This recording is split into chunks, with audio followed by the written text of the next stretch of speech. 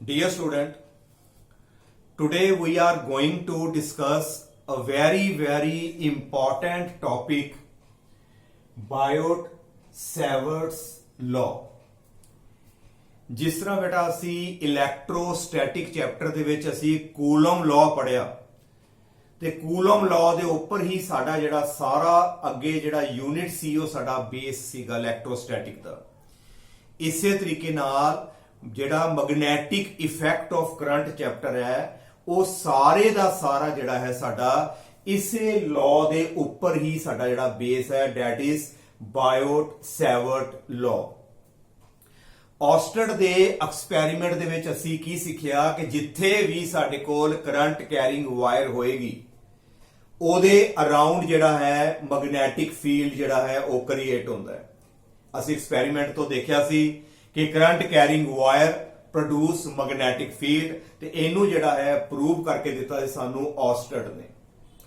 But ਉਸ magnetic field ਦੀ ਜਿਹੜੀ ਹੈ ਵੈਲਿਊ ਕਿਹੜੇ ਫੈਕਟਰ ਤੇ ਡਿਪੈਂਡ ਕਰਦੀ ਹੈ, ਕਿਸ ਪੁਆਇੰਟ ਤੇ ਕਿੰਨਾ ਮੈਗਨੈਟਿਕ ਫੀਲਡ ਹੋਏਗਾ, ਉਸ ਵਾਇਰ ਦੀ ਕਿਹੋ ਜੀ ਸ਼ੇਪ ਹੋਏਗੀ, ਸਟ੍ਰੇਟ ਹੈ ਕਿ ਸਰਕੂਲਰ ਹੈ, ਉਹ ਸਾਰਾ ਕੁਝ ਜਿਹੜਾ ਹੈ ਇਹਨੂੰ ਐਕਸਪੈਰੀਮੈਂਟਲੀ ਜਿਹੜਾ ਡਿਸਕਸ ਕੀਤਾ।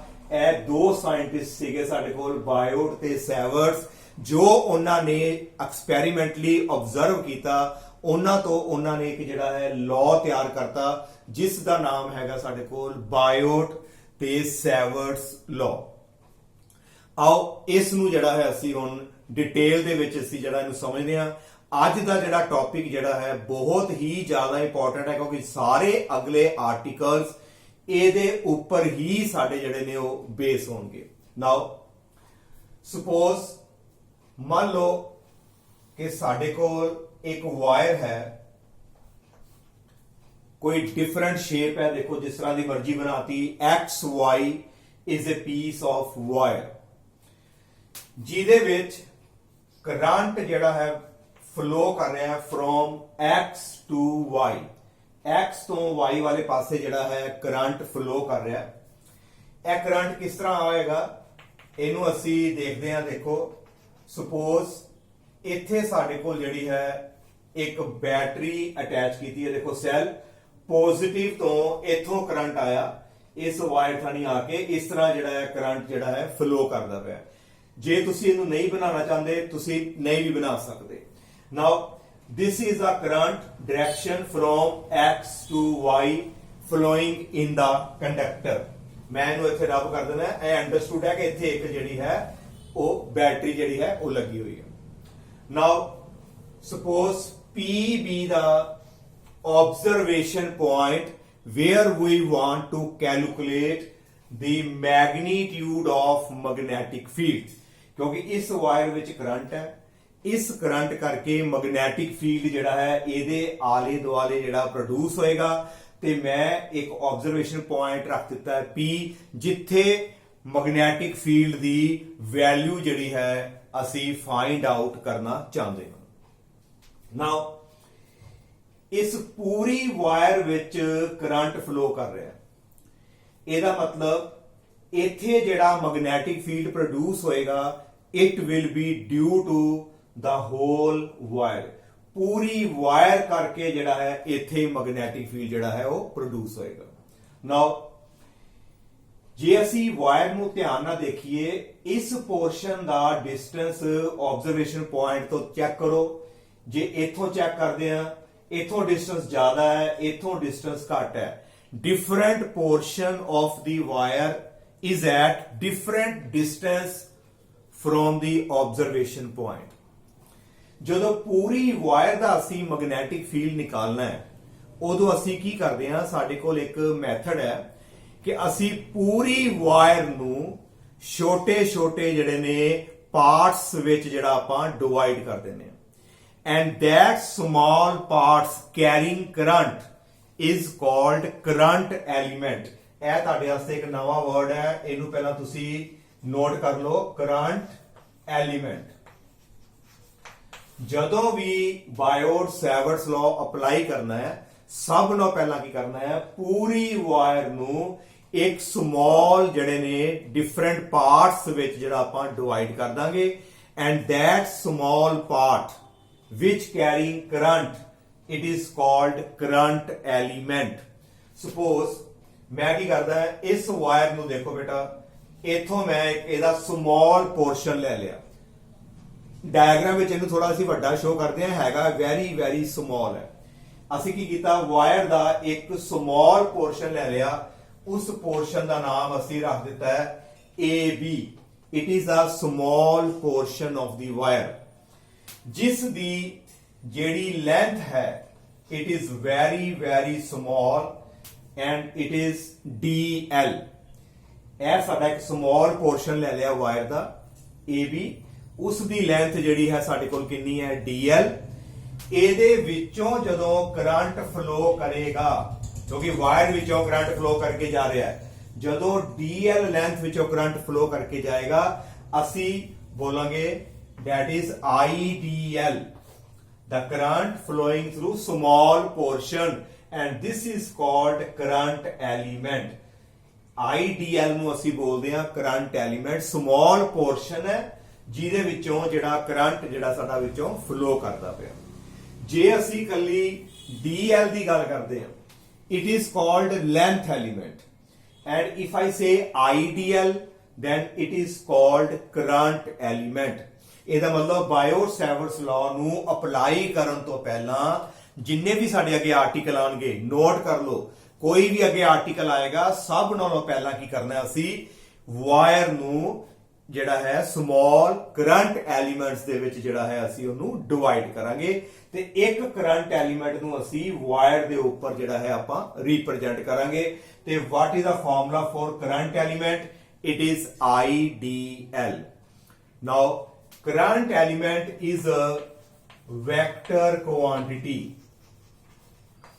ਇਹਨੂੰ ਪਹਿਲਾਂ ਯਾਦ ਕਰੋ ਕਰੰਟ ਐਲੀਮੈਂਟ ਜਿਹੜਾ ਹੈ ਸਾਡਾ ਵੈਕਟਰ ਕੁਆਂਟੀਟੀ ਹੈ ਤੇ ਇਹਦੀ ਡਾਇਰੈਕਸ਼ਨ ਕਿੱਧਰ ਨੂੰ ਹੋਏਗੀ ਜਿੱਧਰ ਨੂੰ ਸਾਡਾ ਜਿਹੜਾ ਹੈ ਕਰੰਟ ਫਲੋ ਕਰਦਾ ਪਿਆ ਕਰੰਟ ਸਾਡਾ ਉੱਪਰ ਨੂੰ ਜਾ ਰਿਹਾ ਦੇਖੋ x to y ਤੇ ਕਰੰਟ ਐਲੀਮੈਂਟ ਜਿਹੜਾ ਹੈ ਇਹਦੀ ਡਾਇਰੈਕਸ਼ਨ ਵੀ ਸਾਡੀ ਜਿਹੜੀ ਹੈ x to y ਵਾਲੇ ਪਾਸੇ ਹੋਏਗੀ a to b ਆ ਦੇਖੋ ਇੱਥੇ ਮੈਂ ਥੋੜਾ ਜਿਹਾ ਇੱਕ ਐਰੋ ਦੇ ਨਾਲ ਇਹਨੂੰ ਮੈਂ ਥੋੜਾ ਜਿਹਾ ਡਾਰਕ ਕਰਕੇ ਇੱਥੇ ਸ਼ੋ ਕੀਤਾ ਹੈ it is a direction of the current element it is in the direction of the current now it is a vector quantity ਤੇ ਜੇ ਇਹ ਵੈਕਟਰ ਕੁਆਂਟੀਟੀ ਹੈ ਤੇ ਧਿਆਨ ਰੱਖਣਾ ਹੈ ਜੇ ਇਹਨੂੰ ਵੈਕਟਰ ਫਾਰਮ ਚ ਲਿਖਣਾ ਹੈ ਤੇ ਧਿਆਨ ਰੱਖਣਾ ਹੈ IDL ਵੈਕਟਰ ਆਏਗਾ I ਦੇ ਉੱਤੇ ਵੈਕਟਰ ਨਹੀਂ ਆਏਗਾ ਕਿਉਂਕਿ ਕਰੰਟ ਜਿਹੜਾ ਹੈ ਸਾਡਾ ਉਹ ਸਕੇਲਰ ਹੁੰਦਾ ਹੈ ਤੇ ਲੈਂਥ ਐਲੀਮੈਂਟ ਜਿਹੜਾ ਹੈ ਇਹਦੇ ਉੱਪਰ ਤੁਸੀਂ ਵੈਕਟਰ ਪਾ ਕੇ ਇਹਨੂੰ ਵੈਕਟਰ ਜਿਹੜਾ ਹੈ ਆਪਾਂ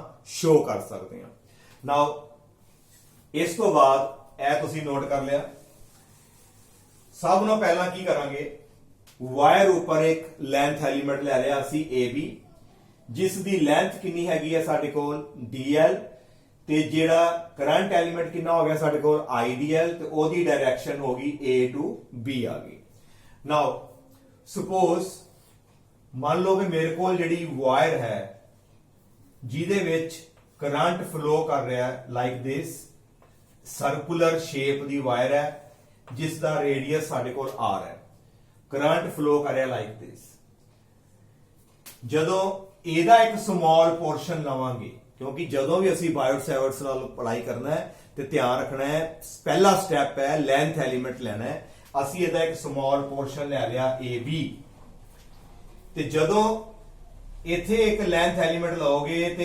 ਇਹਦੀ ਡਾਇਰੈਕਸ਼ਨ ਜਿਹੜੀ ਹੈ it will be tangent to the circular path ਕਿਉਂਕਿ ਇਸ ਸਮਾਲ ਪੋਰਸ਼ਨ ਵਿੱਚ ਕਰੰਟ ਫਲੋ ਕਰੇਗਾ ਬਿਲਕੁਲ ਸਟ੍ਰੇਟ ਤੇ ਉਹ ਤੁਹਾਡੀ ਜਿਹੜੀ ਬਣ ਜਾਏਗੀ ਬਿਲਕੁਲ ਸਰਕਲ ਦੇ ਟੈਂਜੈਂਟ ਹੋ ਜਾਏਗੀ ਇਹ ਮੈਂ ਇਸ ਕਰਕੇ ਸ਼ੋ ਕੀਤਾ ਹੈ ਕਿ ਤੁਹਾਨੂੰ ਪਤਾ ਲੱਗ ਜੇ ਕਿ ਕਰੰਟ ਐਲੀਮੈਂਟ ਦੀ ਡਾਇਰੈਕਸ਼ਨ ਪਹਿਲੀ ਗੱਲ ਤੇ ਕਰੰਟ ਵਾਲੇ ਪਾਸੇ ਹੈ ਜਿੱਧਰ ਨੂੰ ਕਰੰਟ ਹੈ ਦੇਖੋ ਉਧਰ ਨੂੰ ਕਰੰਟ ਐਲੀਮੈਂਟ ਦੀ ਡਾਇਰੈਕਸ਼ਨ ਹੈ ਤੇ ਜੇਕਰ ਸਾਡੇ ਕੋਲ ਵਾਇਰ ਜਿਹੜੀ ਹੈ ਸਰਕੂਲਰ ਸ਼ੇਪ ਦੀ ਹੈ ਤੇ ਕਰੰਟ ਐਲੀਮੈਂਟ ਦੀ ਡਾਇਰੈਕਸ਼ਨ ਜਿਹੜੀ ਹੋਏਗੀ it will be tangent to the circular path ਕਿਉਂਕਿ ਇਹਦੇ ਚ ਕਰੰਟ ਇਸ ਤਰ੍ਹਾਂ ਜਾਏਗਾ ਤੇ ਕਰੰਟ ਐਲੀਮੈਂਟ ਦੀ ਡਾਇਰੈਕਸ਼ਨ ਜਿਹੜੀ ਹੈ ਉਹ ਬਿਲਕੁਲ ਉਹਦੇ ਟੈਂਜੈਂਟ ਆਏਗੀ ਇੱਥੇ ਦੇਖੋਗੇ ਤੇ current element the direction long this side, ਹਰ ਜਗ੍ਹਾ ਤੇ ਕਰੰਟ ਐਲੀਮੈਂਟ ਦੀ ਡਾਇਰੈਕਸ਼ਨ ਜਿਹੜੀ ਹੈ ਉਹ ਚੇਂਜ ਹੋਏਗੀ in case of circular wire.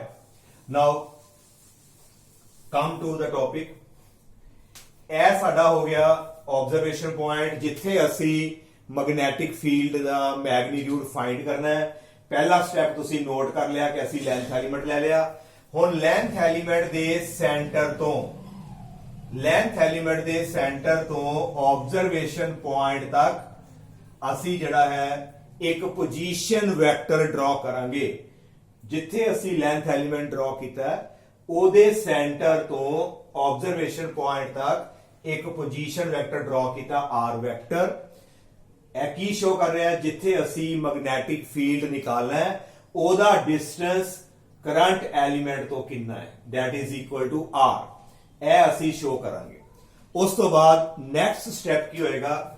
ਜਿੱਧਰ ਨੂੰ ਕਰੰਟ ਐਲੀਮੈਂਟ ਦੀ ਡਾਇਰੈਕਸ਼ਨ ਹੈ ਤੇ ਜਿੱਧਰ ਨੂੰ ਆਬਜ਼ਰਵੇਸ਼ਨ ਪੁਆਇੰਟ ਦਾ ਪੋਜੀਸ਼ਨ ਵੈਕਟਰ ਹੈ, ਇਹਦੇ ਵਿਚਕਾਰ ਜਿਹੜਾ ਐਂਗਲ ਬਣਦਾ ਹੈ ਉਹ ਅਸੀਂ ਵਿੱਚ ਮਾਰਕ ਕਰਾਂਗੇ। ਕਰੰਟ ਐਲੀਮੈਂਟ ਉੱਪਰ ਨੂੰ ਜਾ ਰਿਹਾ, ਦੇਖੋ ਕਰੰਟ ਐਲੀਮੈਂਟ ਦੀ ਡਾਇਰੈਕਸ਼ਨ ਹੈ ਲਾਈਕ ਦਿਸ ਤੇ ਆਬਜ਼ਰਵੇਸ਼ਨ ਪੁਆਇੰਟ ਦੀ ਡਾਇਰੈਕਸ਼ਨ ਜਿਹੜੀ ਹੈ ਤੇ ਇਹਨਾਂ ਦੋਨਾਂ ਦੇ ਵਿੱਚ ਜਿਹੜਾ ਐਂਗਲ ਹੋਏਗਾ that is equal to theta. ਤੇ ਜੇ ਆਬਜ਼ਰਵੇਸ਼ਨ ਪੁਆਇੰਟ ਸਾਡਾ ਇੱਥੇ ਹੁੰਦਾ ਤੁਸੀਂ ਨੋਟ ਕਰੋਗੇ ਇਹ ਥੀਟਾ ਜਿਹੜਾ ਹੈ ਸਾਡਾ ਚੇਂਜ ਹੋਏਗਾ। ਇਹਦਾ ਮਤਲਬ ਜਿਉਂ-ਜਿਉਂ ਆਬਜ਼ਰਵੇਸ਼ਨ ਪੁਆਇੰਟ ਦੀ ਵੈਲਿਊ ਅਸੀਂ ਚੇਂਜ ਕਰਾਂਗੇ ਤੇ ਥੀਟਾ ਚੇਂਜ ਹੋਏਗਾ ਤੇ ਥੀਟਾ ਚੇਂਜ ਹੋਣ ਦੇ ਨਾਲ ਸਾਡਾ ਜਿਹੜਾ ਹੈ ਮੈਗਨੀਟਿਊਡ ਆਫ ਮੈਗਨੈਟਿਕ ਫੀਲਡ ਵੀ ਜਿਹੜਾ ਹੈ ਸਾਡਾ ਉਹ ਚੇਂਜ ਹੋਏਗਾ।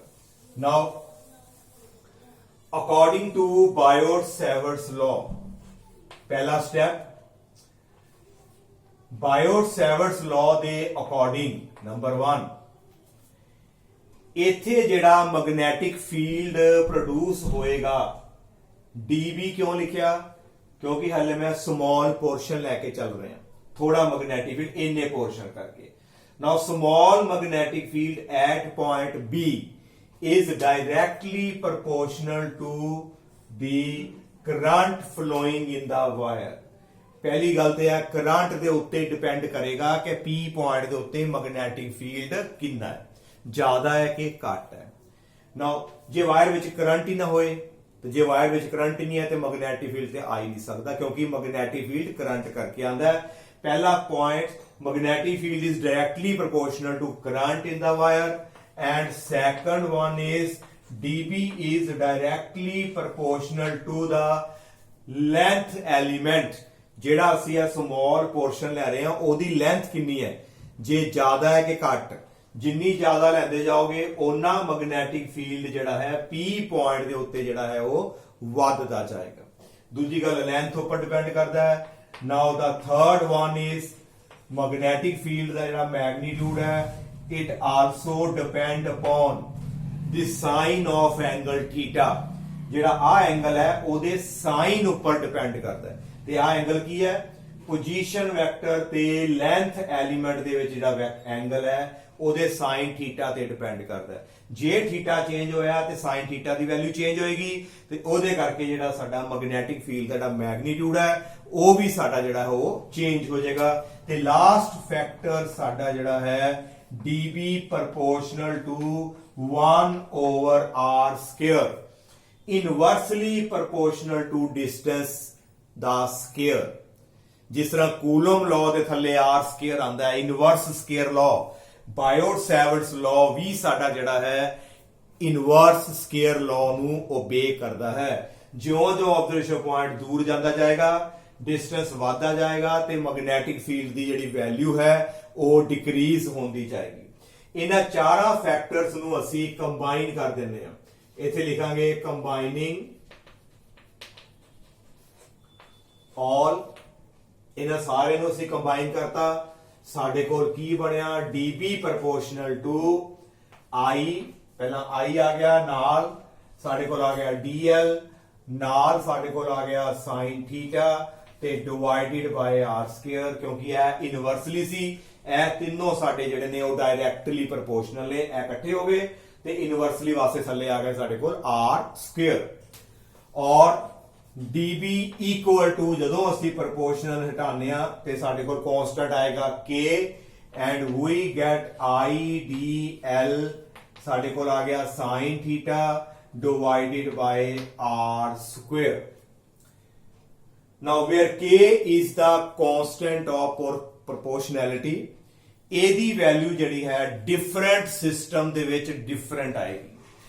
ਜੇ ਅਸੀਂ SI ਸਿਸਟਮ ਦੀ ਗੱਲ ਕਰੀਏ, in SI system, in SI system ਜਿਹੜਾ ਸਾਡਾ k ਹੈ, it is mu naught over 4 pi. k the value mu naught over 4 pi, ਜਿਸ ਤਰ੍ਹਾਂ ਉਥੇ k ਦੀ ਵੈਲਿਊ ਅਸੀਂ ਕੂਲਮ ਲਾਅ ਦੇ ਵਿੱਚ 1 over 4 pi ਐਪਸਿਲਨ ਨੋਟ ਪਾਉਂਦੇ ਆ, ਇੱਥੇ ਸਾਡੀ ਜਿਹੜੀ k ਦੀ ਵੈਲਿਊ SI ਸਿਸਟਮ ਦੇ ਵਿੱਚ ਕਿੰਨੀ ਆਏਗੀ, mu naught divided by 4 pi. ਤੇ ਇੱਥੇ ਜਦੋਂ ਅਸੀਂ ਉਹਦੀ ਵੈਲਿਊ ਪੁੱਟ ਕਰ ਦਾਂਗੇ, ਇਹ ਤੁਸੀਂ ਨੋਟ ਕਰ ਲਿਆ, ਮੈਨੂੰ ਡਾਇਗਰਾਮ ਨੂੰ ਰਬ ਕਰਨ ਲੱਗਾ. ਨਾਓ ਜਦੋਂ ਇੱਥੇ ਵੈਲਿਊ ਅਸੀਂ ਇੱਥੇ ਪੁੱਟ ਕੀਤੀ ਤੇ ਸਾਡੇ ਕੋਲ ਜਿਹੜਾ ਹੈ ਮੈਗਨੈਟਿਕ ਫੀਲਡ ਦੀ ਵੈਲਿਊ ਆ ਜਾਏਗੀ mu naught over 4 pi IDL ਸਾਡੇ ਕੋਲ ਆ ਜਾਏਗਾ sin theta divided by r square. This is the formula for small magnetic field. ਜਿਹੜਾ ਥੋੜਾ ਜਿਹਾ ਮੈਗਨੈਟਿਕ ਫੀਲਡ ਜਿਹੜਾ ਪ੍ਰੋਡਿਊਸ ਹੋਇਆ P ਪੁਆਇੰਟ ਦੇ ਉੱਤੇ due to this current element. This is a current element. ਇਹ ਦੇਖੋ ਤੁਹਾਡੇ ਕੋਲ IDL ਜਿਹੜਾ ਆ ਰਿਹਾ, ਇਹ ਸਾਡੇ ਕੋਲ ਕਰੰਟ ਐਲੀਮੈਂਟ ਹੈ, ਇਹਦੇ ਕਰਕੇ ਹੀ ਸਾਡਾ ਜਿਹੜਾ ਹੈ ਮੈਗਨੈਟਿਕ ਫੀਲਡ ਜਿਹੜਾ ਹੈ ਉਹ ਪ੍ਰੋਡਿਊਸ ਹੋਏਗਾ. ਨਾਓ ਜੇ ਅਸੀਂ ਗੱਲ ਕਰਦੇ ਹਾਂ ਇਨ ਵੈਕਟਰ ਫਾਰਮ, ਜੇ ਅਸੀਂ ਇਹਨੂੰ ਵੈਕਟਰ ਫਾਰਮ ਦੇ ਵਿੱਚ ਕਨਵਰਟ ਕਰਨਾ ਹੈ ਤੇ ਅਸੀਂ ਕਿਸ ਤਰ੍ਹਾਂ ਕਰਾਂਗੇ, ਸਾਡੇ ਕੋਲ ਆ ਜਾਏਗਾ mu naught over 4 pi IDL r sin theta divided by r cube. r ਨਾਲ ਮਲਟੀਪਲਾਈ ਕਰਤਾ, r ਦੇ ਨਾਲ ਮੈਂ ਇਹਨੂੰ ਡਿਵਾਈਡ ਕਰਤਾ, ਉੱਪਰ r ਆ ਗਿਆ, ਥੱਲੇ ਜਦੋਂ ਡਿਵਾਈਡ ਕਰੋਗੇ ਤੇ r ਦੀ ਕਿੰਨਾ ਹੋਗਾ ਸਾਡੇ ਕੋਲ ਕਿਊਬ. ਇਹ ਕੈਂਸਲ ਕਰਕੇ ਦੇਖੋ ਉਹੀ ਹੋ ਆਏਗਾ. ਨਾਓ mu naught over 4 pi, ਹਲੇ ਇਹਨੂੰ ਵੈਕਟਰ ਫਾਰਮ ਚ ਕਰਨਾ ਹੈ, ਇੱਥੇ ਹਲੇ ਵੈਕਟਰ ਨਹੀਂ ਪਾਵਾਂਗੇ. Now in vector form mu naught over 4 pi I ਦੇ ਉੱਪਰ ਤੇ ਵੈਕਟਰ ਨਹੀਂ ਪਾਏਗਾ, ਸਾਡੇ ਕੋਲ ਦੇਖੋ sin theta ਆ ਰਿਹਾ ਹੈ, it will be dl vector cross r vector divided by r cube. ਜਦੋਂ ਅਸੀਂ ਇਹਨੂੰ dl cross r ਨੂੰ ਹੱਲ ਕਰੋਗੇ, dl into r, ਤੇ ਦੋਨਾਂ ਵਿੱਚ ਐਂਗਲ ਮੈਂ ਤੁਹਾਨੂੰ ਪਿੱਛੇ ਸ਼ੋ ਕੀਤਾ ਸੀ ਕਿ r ਤੇ dl ਦੇ ਵਿੱਚ ਜਿਹੜਾ ਐਂਗਲ ਹੈ ਉਹ ਥੀਟਾ ਹੈ, ਤੇ ਸਾਡੇ ਕੋਲ ਆ ਜਾਏਗਾ ਨਾਲ sin ਥੀਟਾ, ਕਿਉਂਕਿ ਕ੍ਰਾਸ ਹੈ, ਕ੍ਰਾਸ ਵਿੱਚ ਕਿਹੜਾ ਲੱਗਦਾ ਹੈ, sin. Now this is the Biot-Savart's law in term of vector form. ਨਾਓ ਇਹਦੀ ਜਿਹੜੀ ਵੈਲਿਊ ਹੈ ਤੁਸੀਂ ਪਹਿਲਾਂ ਯਾਦ ਕਰ ਲਓ. ਇੱਕ ਤੇ ਇਹ ਫਾਰਮੂਲਾ ਤੁਸੀਂ ਨੋਟ ਕਰੋ ਕਿ ਜਿਹੜਾ small amount of magnetic field ਹੁੰਦਾ ਹੈ ਕਿਸੇ ਵੀ ਪੁਆਇੰਟ ਤੇ ਅਸੀਂ ਜੇ ਇਸ ਨੂੰ ਨਿਕਾਲਦੇ ਆ ਤੇ ਸਾਡੇ ਕੋਲ ਕਿੰਨਾ ਆਉਂਦਾ ਹੈ mu naught over 4 pi IDL sin theta divided by ਸਾਡੇ ਕੋਲ ਆ ਜਾਏਗਾ r square. ਤੇ ਜੇ ਇਹਨੂੰ ਅਸੀਂ ਵੈਕਟਰ ਫਾਰਮ ਚ ਕਰਨਾ ਹੈ ਤਾਂ ਧਿਆਨ ਰੱਖਣਾ ਹੈ ਥੱਲੇ r square ਨਹੀਂ ਆਏਗਾ, ਨੀਚੇ ਸਾਡੇ ਕੋਲ ਜਿਹੜਾ ਹੈ r cube ਆਏਗਾ, ਤੇ ਸਾਡੇ ਕੋਲ ਆਏਗਾ dl vector cross r vector. ਔਰ ਇਸ ਨੂੰ ਜਿਹੜਾ ਅਸੀਂ ਥੋੜਾ ਹੁਣ ਫਰਦਰ ਡਿਸਕਸ ਕਰਦੇ ਆ. ਮੈਂ ਡਾਇਗਰਾਮ ਜਿਹੜੀ ਹੈ ਦੁਬਾਰਾ ਬਣਾਉਣ ਲੱਗਾ. ਇਹ ਸਾਡੇ ਕੋਲ ਸੀਗੀ ਵਾਇਰ x ਤੇ y, ਜਿਹਦੇ ਵਿੱਚ ਕਰੰਟ ਫਲੋ ਕਰ ਰਿਹਾ ਸੀ ਸਾਡੇ ਕੋਲ I. ਇੱਥੇ ਅਸੀਂ ਇੱਕ ਲੈਂਥ ਐਲੀਮੈਂਟ ਲਿਆ ਸੀਗਾ AB, ਤੇ ਇਹਦੇ ਵਿੱਚ ਕਰੰਟ ਫਲੋ ਕਰ ਰਿਹਾ ਸੀ ਸਾਡੇ ਕੋਲ I. ਇਹ ਬਣ ਗਿਆ ਸਾਡੇ ਕੋਲ ਕਰੰਟ ਐਲੀਮੈਂਟ, ਤੇ ਸੈਂਟਰ ਤੋਂ ਅਸੀਂ ਜਿਹੜਾ ਹੈ ਆਬਜ਼ਰਵੇਸ਼ਨ ਪੁਆਇੰਟ ਦਾ ਇੱਥੇ ਡਿਸਟੈਂਸ ਲਿਖਿਆ ਸੀ ਅਸੀਂ r, ਤੇ ਸਾਡੇ ਕੋਲ ਆਹ ਵਾਲਾ ਜਿਹੜਾ ਐਂਗਲ ਹੈ that is equal to theta. ਇਹ ਡਾਇਗਰਾਮ ਸੀ ਸਾਡੀ. ਨਾਓ ਇਸ ਜਗ੍ਹਾ ਦੇ ਉੱਤੇ P ਪੁਆਇੰਟ ਦੇ ਉੱਪਰ ਅਸੀਂ ਮੈਗਨੀਟਿਊਡ ਆਫ ਮੈਗਨੈਟਿਕ ਫੀਲਡ ਜਿਹੜਾ ਹੈ ਅਸੀਂ ਫਾਈਂਡ ਕਰ ਰਹੇ ਹਾਂ ਐਟ ਪੁਆਇੰਟ P ਤੇ. ਹੁਣ ਉਸ magnitude of magnetic field the direction ਕਿੱਧਰ ਹੋਏਗੀ, ਕਿਉਂਕਿ ਮੈਗਨੈਟਿਕ ਫੀਲਡ ਤੇ ਵੈਕਟਰ ਕੁਆਂਟੀਟੀ ਹੈ, ਇਹਦੇ ਦੋ ਪਾਰਟਸ ਨੇ, ਇਹਦੀ ਇੱਕ ਤੇ ਡਾਇਰੈਕਸ਼ਨ ਵੀ ਹੋਏਗੀ ਤੇ ਇੱਕ ਉਹਦਾ ਮੈਗਨੀਟਿਊਡ ਤੇ ਅਸੀਂ ਨਿਕਾਲ ਲਿਆ। ਇਹਨੂੰ ਅਸੀਂ ਜਦੋਂ ਵੈਕਟਰ ਫਾਰਮ ਦੇ ਵਿੱਚ ਕਨਵਰਟ ਕੀਤਾ ਤੇ ਇਹਦਾ ਮਤਲਬ ਹੈ ਕਿ ਹੁਣ ਸਾਨੂੰ ਇਹਦੀ ਡਾਇਰੈਕਸ਼ਨ ਨੂੰ ਵੀ ਸ਼ੋ ਕਰਨਾ ਪਏਗਾ। Now how to find the direction of magnetic field. ਦੇਖੋ ਮੈਗਨੈਟਿਕ ਫੀਲਡ dl ਕ੍ਰਾਸ ਸਾਡੇ ਕੋਲ ਆਇਆ r। ਕੱਲ ਦੇ ਲੈਕਚਰ 'ਚ ਵੀ ਮੈਂ ਗੱਲ ਕੀਤੀ ਸੀ ਕਿ ਮੰਨ ਲਓ ਸਾਡੇ ਕੋਲ ਦੋ ਵੈਕਟਰਾਂ ਦੀ ਅਸੀਂ ਕ੍ਰਾਸ ਕਰਦੇ ਹਾਂ, ਦੋ ਵੈਕਟਰਾਂ ਨੂੰ ਅਸੀਂ ਕ੍ਰਾਸ ਕੀਤਾ ਤੇ ਸਾਡੇ ਕੋਲ ਨਵਾਂ ਵੈਕਟਰ ਆਇਆ c, ਤੇ ਜਿਹੜਾ c ਵੈਕਟਰ ਹੈ it is perpendicular to both a and b। ਇਹ ਕੱਲ ਵੀ ਅਸੀਂ ਡਿਸਕਸ ਕੀਤਾ ਹੈ ਕਿ c vector the direction a ਤੇ b ਦੋਨਾਂ ਦੇ ਹੀ ਜਿਹੜੀ ਹੈ ਪਰਪੈਂਡੀਕੂਲਰ ਹੋਏਗੀ। ਤੇ ਇੱਥੇ ਵੀ ਦੇਖੋ ਇਹ ਦੋ ਵੈਕਟਰਾਂ ਦੀ ਕ੍ਰਾਸ ਹੋ ਰਹੀ ਹੈ, dl ਵੈਕਟਰ ਕ੍ਰਾਸ r। ਤੇ ਜਦੋਂ ਇਹਨਾਂ ਦੀ ਅਸੀਂ ਕ੍ਰਾਸ ਕੀਤੀ ਤੇ ਨਵਾਂ ਵੈਕਟਰ ਸਾਡੇ ਕੋਲ ਆ ਗਿਆ db ਵੈਕਟਰ। ਇਟ ਮੀਨਸ ਜਿਹੜਾ ਸਾਡਾ db ਵੈਕਟਰ ਹੈ magnetic field it is perpendicular to both length element and position vector. ਜਿਹੜਾ ਉਹਦੇ ਸੈਂਟਰ ਤੋਂ ਅਸੀਂ ਡਰਾ ਕੀਤਾ ਸੀ ਪੋਜੀਸ਼ਨ ਦੱਸਣ ਵਾਸਤੇ, ਇਹਨਾਂ ਦੋਨਾਂ ਦੇ ਹੀ ਸਾਡੇ ਕੋਲ ਜਿਹੜਾ ਹੈ ਉਹ ਪਰਪੈਂਡੀਕੂਲਰ ਹੋਏਗਾ। Now how to find the direction. ਪਹਿਲਾਂ ਯਾਦ ਕਰ ਲਓ ਇਹ db ਵੈਕਟਰ dl ਦੇ ਪਰਪੈਂਡੀਕੂਲਰ ਹੈ ਕਿ r ਦੇ ਕਿ ਦੋਨਾਂ ਦੇ, ਇਹ ਦੋਨਾਂ ਦੇ ਹੀ ਜਿਹੜਾ ਹੈ ਉਹ ਪਰਪੈਂਡੀਕੂਲਰ ਹੋਏਗਾ। ਨਾਓ ਰਾਈਟ ਹੈਂਡ ਥੰਬ ਰੂਲ ਦੇ ਅਕੋਰਡਿੰਗ ਇਸ ਦੀ ਜਿਹੜੀ ਅਸੀਂ ਡਾਇਰੈਕਸ਼ਨ ਫਾਈਂਡ ਕਰਨ ਜਾ ਰਹੇ ਹਾਂ।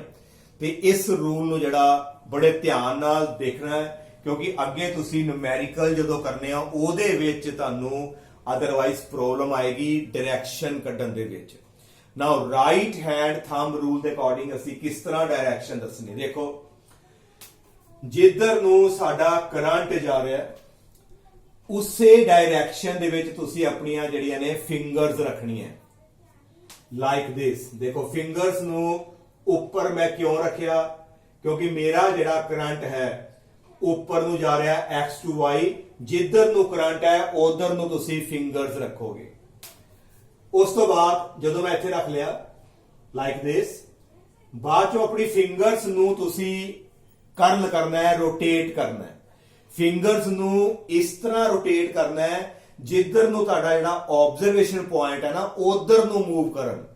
ਮੇਰਾ ਆਬਜ਼ਰਵੇਸ਼ਨ ਪੁਆਇੰਟ ਇੱਧਰ ਹੈ ਤੇ ਜੇ ਮੈਂ ਆਪਣਾ ਹੈਂਡ ਇਸ ਤਰ੍ਹਾਂ ਰੱਖਦਾ ਤੇ ਫਿੰਗਰ ਤੇ ਮੇਰੀਆਂ ਇੱਧਰ ਰੋਟੇਟ ਹੋਣਗੀਆਂ। ਜੇ ਮੇਰਾ ਆਬਜ਼ਰਵੇਸ਼ਨ ਪੁਆਇੰਟ ਮੰਨ ਲਓ ਇੱਥੇ ਹੈ ਲਾਈਕ ਦਿਸ, ਮੰਨ ਲਓ ਆ ਸਾਡਾ ਆਬਜ਼ਰਵੇਸ਼ਨ ਪੁਆਇੰਟ ਹੈ, then I will rotate the fingers like this। Observation point ਵੱਲ ਤੁਸੀਂ ਜਿਹੜਾ ਹੈ ਇਹਨੂੰ ਰੋਟੇਟ ਕਰਨਾ ਹੈ। ਤੇ ਜੇ ਮੇਰਾ ਆਬਜ਼ਰਵੇਸ਼ਨ ਪੁਆਇੰਟ ਇੱਧਰ ਹੈ ਫਿਰ ਅਸੀਂ ਇਸ ਤਰ੍ਹਾਂ ਜਿਹੜਾ ਹੈ ਆਪਣੇ ਹੈਂਡ ਨੂੰ ਰੱਖਾਂਗੇ ਤਾਂ ਜੋ ਫਿੰਗਰਸ ਜਿਹੜੀਆਂ ਨੇ ਆਬਜ਼ਰਵੇਸ਼ਨ ਪੁਆਇੰਟ ਵਾਲੇ ਪਾਸੇ ਰੋਟੇਟ ਕਰਨ। ਤੇ ਇਸ ਗੱਲ ਦਾ ਧਿਆਨ ਰੱਖਣਾ ਹੈ ਕਿ ਫਿੰਗਰਸ ਕਰੰਟ ਵਾਲੀ ਡਾਇਰੈਕਸ਼ਨ 'ਚ ਹੋਣੀਆਂ ਚਾਹੀਦੀਆਂ ਨੇ। ਫਿੰਗਰਸ ਨੂੰ ਰੱਖਣਾ ਹੈ ਉੱਪਰ ਹੀ ਹੈ, ਜਾਂ ਇਸ ਤਰ੍ਹਾਂ ਰੱਖੋਗੇ ਤੇ ਜਾਂ ਅਸੀਂ ਇਸ ਤਰ੍ਹਾਂ ਰੱਖ ਸਕਦੇ ਹਾਂ, ਦੋ direction. Now for that observation point, ਮੰਨ ਲਓ ਆ ਸਾਡੇ ਕੋਲ ਆਬਜ਼ਰਵੇਸ਼ਨ ਪੁਆਇੰਟ ਇੱਧਰ ਨਹੀਂ ਹੈ, ਇੱਧਰ ਹੈ, we will ਅਸੀਂ ਫਿੰਗਰਸ ਰੱਖਾਂਗੇ ਇਸ ਤਰ੍ਹਾਂ। ਤੇ ਜਦੋਂ ਅਸੀਂ ਫਿੰਗਰਸ ਨੂੰ ਰੋਟੇਟ ਕਰਦੇ ਹਾਂ ਤੇ ਜਿਹੜਾ ਸਾਡਾ ਥੰਬ ਹੈ, thumb will gives the direction of magnetic field। ਫਿਰ ਦੇਖੋ ਇਸ ਪੁਆਇੰਟ ਤੇ ਨਿਕਾਲਣਾ ਹੈ, ਪਹਿਲਾਂ ਤਾਂ ਅਸੀਂ ਉਹ ਫਿੰਗਰ ਉੱਪਰ ਰੱਖੀਆਂ ਕਿਉਂਕਿ ਕਰੰਟ ਉੱਪਰ ਹੈ, ਤੇ ਜਦੋਂ ਇਧਰ ਨੂੰ ਰੋਟੇਟ ਕੀਤਾ ਅਸੀਂ ਤੇ ਥੰਬ ਜਿਹੜਾ ਜਾਂਦਾ ਮੇਰੇ ਬਲੈਕ ਬੋਰਡ ਦੇ ਬਿਲਕੁਲ ਪਰਪੈਂਡੀਕੂਲਰ ਇਨਵਰਡ। ਥੰਬ ਦੀ ਡਾਇਰੈਕਸ਼ਨ ਹੈ perpendicular inward to the blackboard. ਤੇ ਤੁਹਾਡੇ ਕੋਲ ਜਿਹੜੀ ਹੈ ਕਾਪੀ ਹੋਏਗੀ, ਤੁਸੀਂ ਇਹਦੀ ਜਗ੍ਹਾ ਤੇ ਆਪਣੀ ਜਿਹੜੀ ਕਾਪੀ ਰੱਖ ਸਕਦੇ ਆ। ਨਾਓ ਮੈਗਨੈਟਿਕ ਫੀਲਡ ਜਿਹੜਾ ਹੈ ਮੇਰੇ ਬਿਲਕੁਲ ਬਲੈਕ ਬੋਰਡ ਦੇ ਪਰਪੈਂਡੀਕੂਲਰ ਤੇ ਕਿੱਧਰ ਨੂੰ ਹੋਏਗਾ, ਇਨਵਰਡ। ਇਹਨੂੰ ਅਸੀਂ ਸ਼ੋ ਕਾਹਦੇ ਨਾਲ ਕਰਦੇ ਆ, ਇੱਕ ਕ੍ਰਾਸ ਲਗਾ ਕੇ ਤੇ ਇਹਦੇ ਉੱਤੇ ਆਪਾਂ ਇੱਕ ਸਰਕਲ ਕਰ ਦਿੰਦੇ ਆ। ਇਹਦਾ ਮਤਲਬ ਹੁੰਦਾ ਹੈ ਕਿ ਜਿਹੜਾ ਮੈਗਨੈਟਿਕ ਫੀਲਡ ਜਿਹੜਾ ਹੈ ਬਿਲਕੁਲ ਇਸ ਪੁਆਇੰਟ ਦੇ ਬਿਲਕੁਲ ਪਰਪੈਂਡੀਕੂਲਰ ਹੈ ਤੇ ਡਾਇਰੈਕਟਡ ਕਿੱਧਰ ਨੂੰ ਹੈ, ਇਨਵਰਡ, ਅੰਦਰ ਨੂੰ ਤੁਹਾਡਾ ਜਿਹੜਾ ਹੈ ਉਹ ਜਾ ਰਿਹਾ। ਤੇ ਜੇ ਅਸੀਂ ਆਬਜ਼ਰਵੇਸ਼ਨ ਪੁਆਇੰਟ ਦੀ ਗੱਲ ਇਸ ਪਾਸੇ ਕਰਦੇ ਆ, ਮੰਨ ਲਓ hair is the observation point, ਤੇ ਤੁਸੀਂ ਆਪਣਾ ਹੈਂਡ ਕਿਸ ਤਰ੍ਹਾਂ ਰੱਖੋਗੇ, ਫਿੰਗਰਸ ਨੂੰ ਲਾਈਕ ਦਿਸ, ਤੇ ਜਦੋਂ ਰੋਟੇਟ ਕਰੋਗੇ ਤੇ ਥੰਬ ਮੇਰਾ ਜਿਹੜਾ ਇਧਰ ਨੂੰ ਆ ਗਿਆ, ਆਇਆ ਬਿਲਕੁਲ ਪਰਪੈਂਡੀਕੂਲਰ ਹੈ ਬਲੈਕ ਬੋਰਡ ਦੇ, ਪਰ ਇਟ ਇਜ਼ ਆਊਟਵਰਡ। ਇਹਦਾ ਮਤਲਬ ਮੈਗਨੈਟਿਕ ਫੀਲਡ ਦੀ ਡਾਇਰੈਕਸ਼ਨ ਜਿਹੜੀ ਹੈ ਵਾਇਰ ਦੇ ਅਰਾਊਂਡ ਜਿਹੜੀ ਹੈ ਉਹ ਚੇਂਜ ਹੁੰਦੀ ਹੈ, ਇਧਰਲੇ ਪਾਸੇ ਇਨਵਰਡ ਤੇ ਪਿੱਛੋਂ ਇਧਰੋਂ ਜਿਹੜੀ ਹੈ ਉਹ ਆਊਟਵਰਡ ਹੁੰਦੀ ਜਾਏਗੀ। ਸਰਕੂਲਰ ਫਾਰਮ ਦੇ ਵਿੱਚ ਜਿਹੜਾ ਹੈ ਉਹ ਮੈਗਨੈਟਿਕ ਫੀਲਡ ਹੋਏਗਾ ਵਾਇਰ ਦੇ ਅਰਾਊਂਡ, ਇਧਰੋਂ ਮੈਗਨੈਟਿਕ ਫੀਲਡ ਇਨਵਰਡ, ਫਿਰ ਉਸ ਤੋਂ ਬਾਅਦ ਪਿੱਛੋਂ ਆਉਂਦਾ ਹੋਇਆ ਇਸ ਤਰ੍ਹਾਂ ਉੱਪਰ ਨੂੰ ਨਿਕਲਦਾ ਹੈ, ਫਿਰ ਇਨਵਰਡ। ਵਾਇਰ ਦੇ ਅਰਾਊਂਡ ਮੈਗਨੈਟਿਕ ਫੀਲਡ ਜਿਹੜਾ ਹੈ ਉਹ ਸਰਕੂਲਰ ਜਿਹੜਾ ਹੈ ਫਾਰਮ ਚ ਹੋਏਗਾ। ਤੇ ਇਹਦੀ ਡਾਇਰੈਕਸ਼ਨ ਲੱਭਣ ਵਾਲਾ ਤੁਹਾਨੂੰ ਮੈਂ ਰੂਲ ਦੱਸਦਾ ਹੈ, ਇੱਕ ਵਾਰੀ ਜੇ ਤੁਸੀਂ ਪੁੱਛਦੇ ਹੋ ਤੇ ਮੈਂ ਦੁਬਾਰਾ ਦੱਸ ਦਿੰਦਾ ਕਿ ਜਿੱਧਰ ਨੂੰ ਕਰੰਟ ਹੈ ਉਧਰ ਨੂੰ ਫਿੰਗਰ ਰੱਖਣੀ ਹੈ। ਹੈਂਡ ਇਸ ਤਰ੍ਹਾਂ ਵੀ ਰੱਖ ਸਕਦੇ ਆ, ਹੈਂਡ ਨੂੰ ਇਸ ਤਰ੍ਹਾਂ ਵੀ ਰੱਖ ਸਕਦੇ ਆ, ਉਹ ਡਿਪੈਂਡ ਕਰਦਾ ਹੈ ਤੁਹਾਡਾ ਆਬਜ਼ਰਵੇਸ਼ਨ ਪੁਆਇੰਟ ਕਿੱਧਰ ਹੈ। ਜੇ ਇੱਧਰ ਹੈ ਤੇ ਇਸ ਤਰ੍ਹਾਂ ਰੱਖ ਕੇ ਰੋਟੇਟ ਕਰੋ, ਜੇ ਇੱਧਰ ਹੈ ਤਾਂ ਅਸੀਂ ਇਸ ਤਰ੍ਹਾਂ ਰੱਖਾਂਗੇ। ਇਨ ਕੇਸ ਸਾਡਾ ਕਰੰਟ ਨੀਚੇ ਨੂੰ ਹੈ, ਮੰਨ ਲਓ ਕਿ ਕਰੰਟ ਸਾਡਾ ਨੀਚੇ ਨੂੰ ਹੈ, ਫਿਰ ਫਿੰਗਰਸ ਨੂੰ ਅਸੀਂ ਨੀਚੇ ਰੱਖਾਂਗੇ, ਉਹਦੇ ਅਕੋਰਡਿੰਗ ਆਬਜ਼ਰਵੇਸ਼ਨ ਪੁਆਇੰਟ ਵੱਲ ਅਸੀਂ ਰੋਟੇਟ ਕਰਾਂਗੇ ਤੇ ਮੈਗਨੈਟਿਕ ਫੀਲਡ ਦੇਖੋ ਉਲਟ ਹੋ ਗਿਆ ਨਾਲ ਹੀ। ਇਹਦੇ ਅਕੋਰਡਿੰਗ ਜਿਹੜਾ ਹੈ ਜੇ ਇਧਰੋਂ ਕਰਦੇ ਆ ਕਰੰਟ ਉੱਪਰ ਨੂੰ ਹੈ ਤੇ ਮੈਗਨੈਟਿਕ ਫੀਲਡ ਇਨਵਰਡ, ਤੇ ਜੇ ਕਰੰਟ ਨੀਚੇ ਨੂੰ ਹੈ ਤੇ ਮੈਗਨੈਟਿਕ ਫੀਲਡ ਜਿਹੜਾ ਹੈ ਉਹ ਆਊਟਵਰਡ ਆ ਜਾਂਦਾ ਹੈ। ਕਰੰਟ ਦੀ ਡਾਇਰੈਕਸ਼ਨ ਦੇ ਉੱਤੇ ਵੀ ਸਾਡਾ ਜਿਹੜਾ ਹੈ ਮੈਗਨੈਟਿਕ ਫੀਲਡ ਦੀ ਡਾਇਰੈਕਸ਼ਨ ਕਿਸੇ ਆਬਜ਼ਰਵੇਸ਼ਨ ਪੁਆਇੰਟ ਦੇ ਉੱਪਰ ਜਿਹੜੀ ਹੈ ਉਹ ਡਿਪੈਂਡ ਕਰਦੀ ਹੈ। ਨਾਓ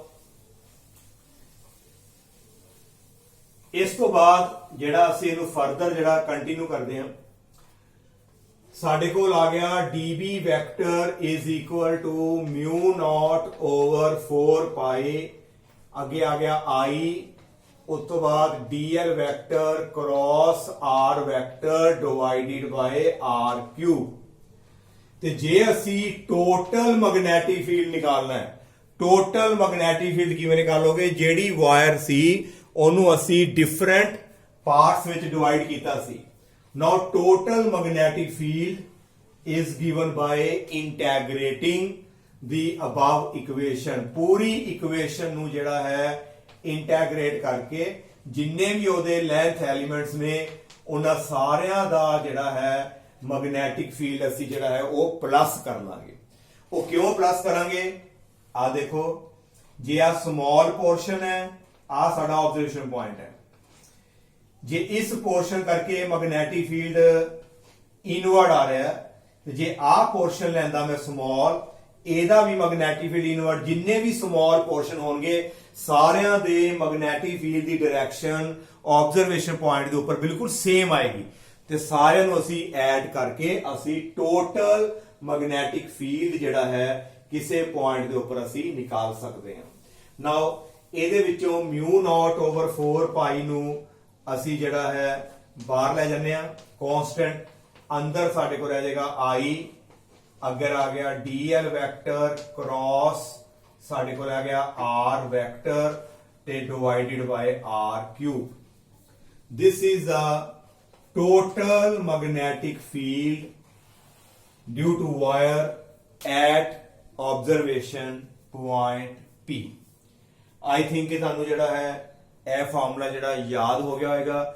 ਜ਼ਿਆਦਾਤਰ ਮੈਂ ਫਾਰਮੂਲਾ ਆਹ ਵਾਲਾ ਲਗਾਉਂਗਾ, ਵੈਕਟਰ ਫਾਰਮ ਚ ਅਸੀਂ ਨਹੀਂ ਕਰਾਂਗੇ, ਜ਼ਿਆਦਾਤਰ ਅਸੀਂ ਪਹਿਲਾਂ ਉਹਦਾ ਮੈਗਨੀਟਿਊਡ ਨਿਕਾਲਣਾ ਹੈ, ਮੈਗਨੀਟਿਊਡ ਨਿਕਾਲਣ ਤੋਂ ਬਾਅਦ ਅਸੀਂ ਉਹਦੀ ਇੰਟੈਗ੍ਰੇਸ਼ਨ ਕਰਕੇ ਟੋਟਲ ਮੈਗਨੈਟਿਕ ਫੀਲਡ ਅਸੀਂ ਫਾਈਂਡ ਆਊਟ ਕਰਾਂਗੇ। ਤੇ ਇਸ ਫਾਰਮੂਲੇ ਨੂੰ ਹਮੇਸ਼ਾ ਯਾਦ ਰੱਖਣਾ, mu naught over 4 pi I dl sin theta over r square। Now next, ਇਹਦੇ ਵਿੱਚ ਜਿਹੜਾ ਕਾਂਸਟੈਂਟ ਲੱਗਾ mu naught, it is called permeability. ਜਿਹੜਾ ਮਿਊ ਨॉट ਹੈ ਇਹਦਾ ਜਿਹੜਾ ਨਾਮ ਹੈ permeability of free space।